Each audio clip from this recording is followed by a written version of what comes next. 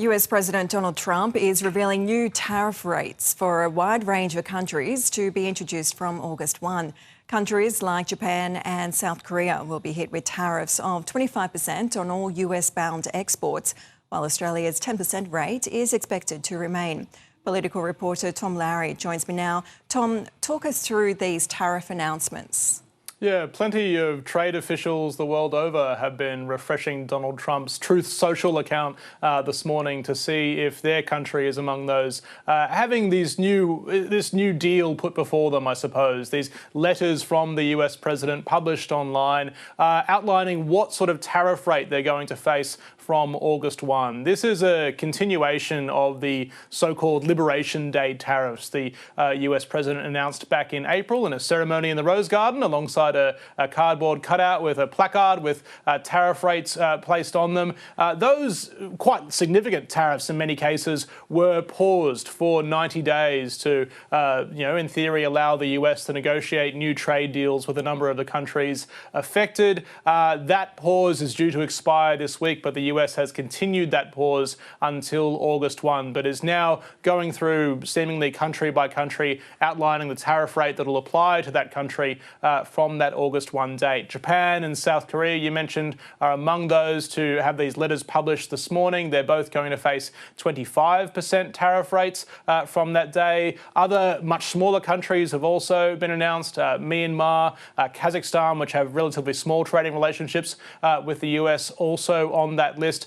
These tariff rates are broadly in line with what was announced back in April, but in the meantime, all countries have faced a 10% baseline tariff rate, and that's what currently applies to Australia. There is a broad expectation that 10% tariff rate on Australia will continue on, for the next few weeks and through August 1 as well. But the US, with these announcements, seemingly trying to encourage these countries to finalise some sort of last-minute arrangement with the US to try and negotiate that tariff rate down. And Tom, has the federal government responded?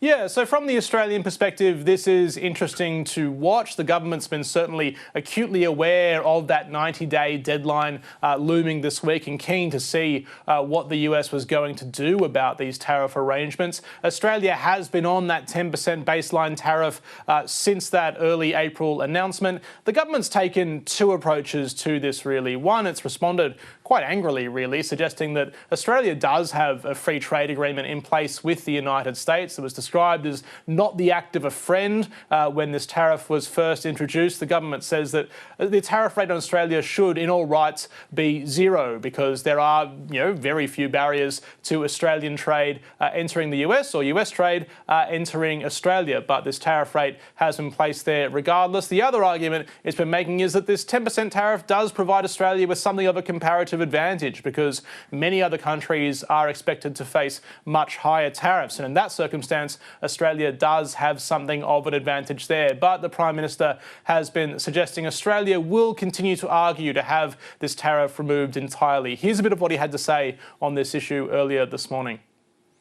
Australia has a tariff rate of 10%, which is at least as low as any country in the world. No country has a better deal than Australia. Now, we'll continue to put our case that tariffs are an act of economic self-harm and that we should be entitled to reciprocal tariffs, which is zero. We'll continue to put that case, but the US administration has a view that they're engaged with other countries on as well. It varies, the tariff, from country to country, but no country has secured an exemption from the US administration.